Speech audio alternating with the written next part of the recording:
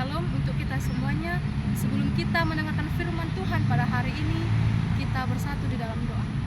Allah Bapa yang bertahta di dalam kerajaan surga, terima kasih atas cinta kasih-Mu yang masih dapat kami rasakan pada hari ini. Bapa, sebentar kami akan mendengarkan firman-Mu. Berkati hati dan pikiran kami, agar kami dapat memahami dan mengerti firman-Mu. Terpuji dan termuliakanlah nama-Mu sekarang sampai selama-lamanya. Amin. Firman Tuhan pada hari ini diambil dari kitab Yesaya pasal 55 ayat 1-5. Beginilah firman Tuhan. Hai semua orang yang haus, marilah dan minumlah air. Dan hai orang yang tidak mempunyai uang, marilah, terimalah gandum tanpa uang dan makanlah, juga anggur dan susu tanpa bayar. Mengapa kamu belanjakan uang untuk yang bukan makanan, dan upah jerih payahmu untuk yang tidak mengenyangkan? Dengarkanlah aku, maka kamu akan memakan yang baik dan menikmati sajian yang paling lezat. Arahkanlah telingamu dan datanglah kepadaku. Dengarkanlah, maka kamu akan hidup.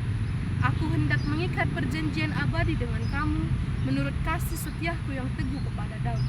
Sesungguhnya aku telah menetapkan dia menjadi saksi bagi bangsa-bangsa, menjadi pemimpin yang memerintah bagi suku-suku bangsa. Sesungguhnya engkau akan memanggil bangsa yang tidak kau kenal, dan bangsa yang tidak mengenal engkau akan berlari kepadamu, karena Tuhan Allahmu yang Maha Kudus, Allah Israel, sebab Ia meninggikan engkau. Saudara-saudari yang terkasih di dalam Kristus Yesus, di dalam kehidupan sehari-hari kita begitu akrab dengan adanya berbagai pilihan. Setiap hari kita dapat memilih, misalnya memilih apa yang akan kita makan, memilih apa yang akan kita kerjakan, atau bahkan memilih kemana kita akan melangkah. Tetapi di antara semua pilihan itu ada satu pertanyaan penting yang harus kita pilih. Manakah yang sering sekali kita lakukan? Melakukan keinginan kita atau melakukan keinginan Tuhan? Jika kita melakukan keinginan kita, maka apa yang membuat kita senang atau apa yang membuat kita puas, itu yang akan kita lakukan. Sebaliknya, jika kita melakukan keinginan Tuhan, maka kita harus memakai waktu kita untuk mendengarkan suara Tuhan, untuk mengetahui apa yang diinginkan oleh Tuhan. Sama seperti tema kita pada minggu Quasi-Monogeniti ini, dengarkanlah Tuhan maka kamu akan hidup, yang diambil dari pasal 55 dari kitab Yesaya. Kitab Yesaya merupakan salah satu kitab terbesar dalam kanon Alkitab, sama seperti kitab Mazmur dan kitab Yeremia. Kitab Yesaya ini terbagi menjadi 3 pilihan, yakni Proto Yesaya, Deutero Yesaya, dan Trito Yesaya. Dan nats khotbah kita pada hari ini diambil dari kitab 55 yang merupakan bagian dari Deutero Yesaya, yang ditujukan kepada bangsa Israel yang di dalam pembuangan di Babel. Bangsa Israel pada saat itu mengalami degradasi iman yang sangat luar biasa, bahkan sampai meragukan kedaulatan Allah yang mampu melepaskan dan menyelamatkan mereka dari perbudakan. Yesaya mengawali pasal ini dengan adanya seruan kepada mereka yang haus. Air merupakan sumber kehidupan yang paling penting bagi seluruh ciptaan. Dalam perikop ini, Allah berfirman menggunakan kata-kata kiasan seperti makanan dan minuman untuk menyadarkan umatnya. Firman ini disampaikan Yesaya kepada bangsa Israel yang berada dalam pembuangan di Babel. Mereka yang sedang berada di dalam kelaparan dan kehausan bukan secara jasmani lagi, melainkan secara spiritual. Jiwa-jiwa bangsa Israel pada saat itu lapar dan haus, merindukan kelepasan dan keselamatan. Namun, jiwa yang lapar dan haus itu tak menemukan apa yang mereka cari dan tak menemukan apa yang mereka inginkan. Itulah yang dirasakan oleh bangsa Israel dalam pembuangan di Babel. Nabi Yesaya menyerukan panggilan kepada semua orang yang haus untuk datang ke sumber air yang hidup, yaitu Allah sendiri. Allah melalui Yesaya tidak hanya menjanjikan air dan gandum, namun juga menjanjikan anggur dan susu tanpa bayaran bagi mereka yang mau datang kepada Allah. Semuanya itu diberikan Allah secara gratis tanpa bayaran. Meskipun gratis, bukan berarti pemberian Allah ini murahan. Allah tidak meminta bayaran karena Allah mengetahui kita tidak memiliki apapun yang dapat membayar pemberian Allah itu, seperti kelepasan dan keselamatan.